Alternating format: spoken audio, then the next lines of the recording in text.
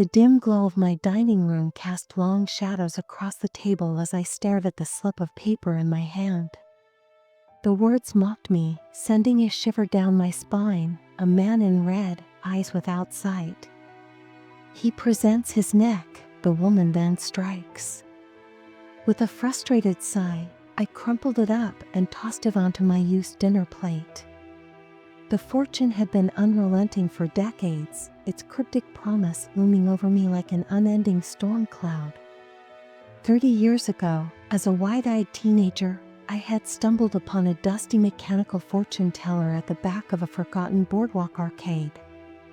The animatronic figure inside, a middle-aged woman clad in regal purple silk, had sprung to life when I inserted a quarter. Her robotic voice had delivered the prophecy that would consume my existence.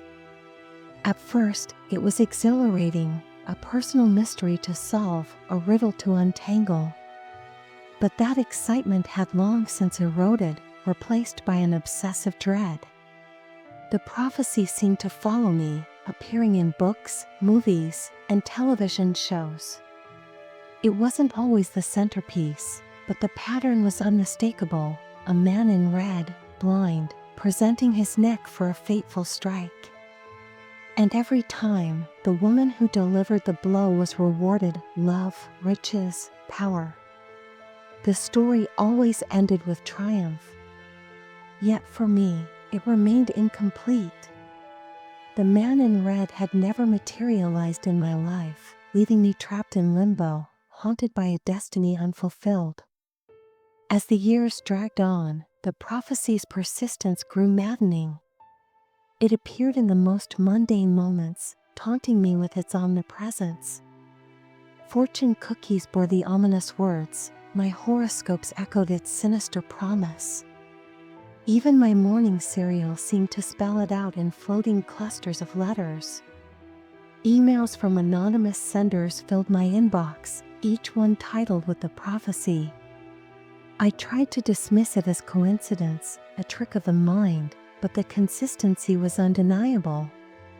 It felt like the universe itself was conspiring to remind me of the unfinished tale. My family noticed my growing paranoia, their concern thinly veiled behind polite smiles. I couldn't blame them. I must have seemed unhinged, obsessing over a childhood fortune. Things changed one fateful evening. I was dining with a coworker at an upscale steakhouse in the heart of the city.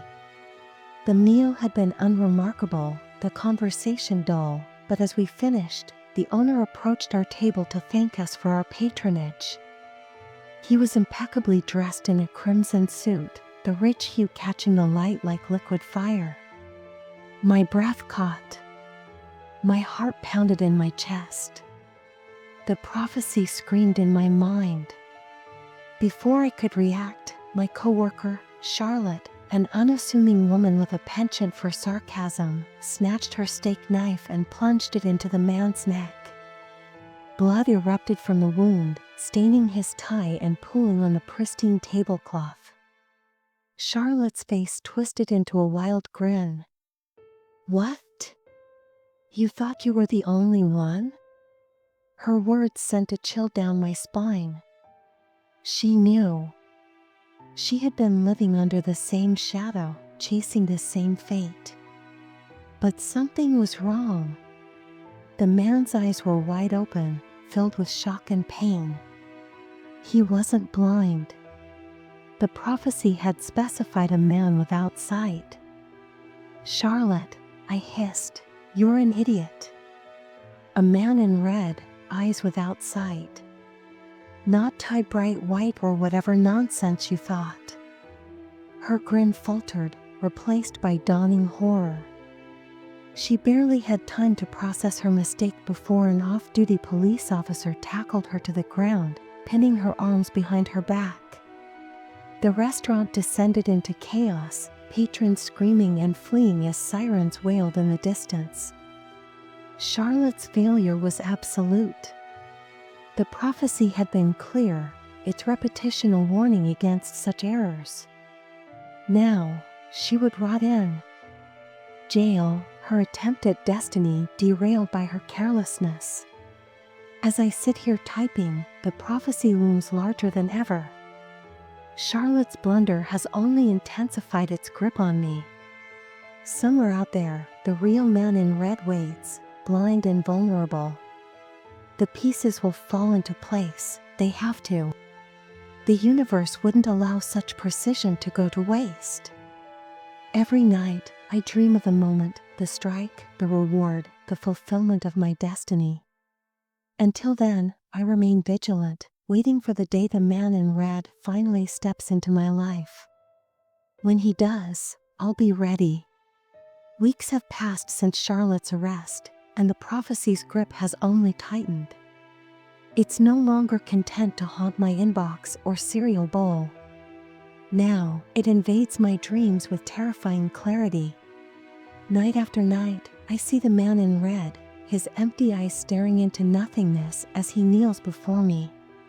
The blade feels heavy in my hand, and the moment of the strike hangs in the air, tantalizingly close yet forever out of reach. I've taken to wandering the city streets at night, searching for any sign of him. Every shadowed alley, every bustling corner feels like a potential meeting point. My heart races whenever I see a flash of crimson, only to be crushed when it turns out to be nothing more than a trick of the light or a stranger's coat. The obsession is consuming me. My work is slipping, my relationships are strained. I've stopped confiding in my family, their concern has turned to exasperation. They can't understand. How could they? They haven't felt the pull, the magnetic force that binds me to this prophecy. Last night, I came closer than ever before. I was walking home from a late-night grocery run when I spotted him. A man in a crimson jacket, sitting on a bench under a flickering street lamp. His head was bowed, his eyes hidden behind dark glasses. My breath hitched as I approached, the weight of the prophecy pressing down on me like a physical force. He didn't move as I drew nearer, didn't react when I stood before him. His hands rested on his knees, and his lips moved as if whispering a prayer. My fingers trembled as I reached for the knife in my bag, the blade I had started carrying weeks ago in preparation for this moment. But then he lifted his head, and I saw his eyes. They weren't sightless, they were sharp and piercing, locking onto mine with an intensity that froze me in place. A faint smile tugged at his lips, and he shook his head as if he knew. As if he understood everything. I stumbled back, my heart racing, and before I could react, he stood and walked away, disappearing into the night. I didn't follow. I couldn't. The fear and confusion were too overwhelming. Now, I'm left questioning everything. Was he the man in red? Did I miss my chance, or was he a warning, a test of my resolve?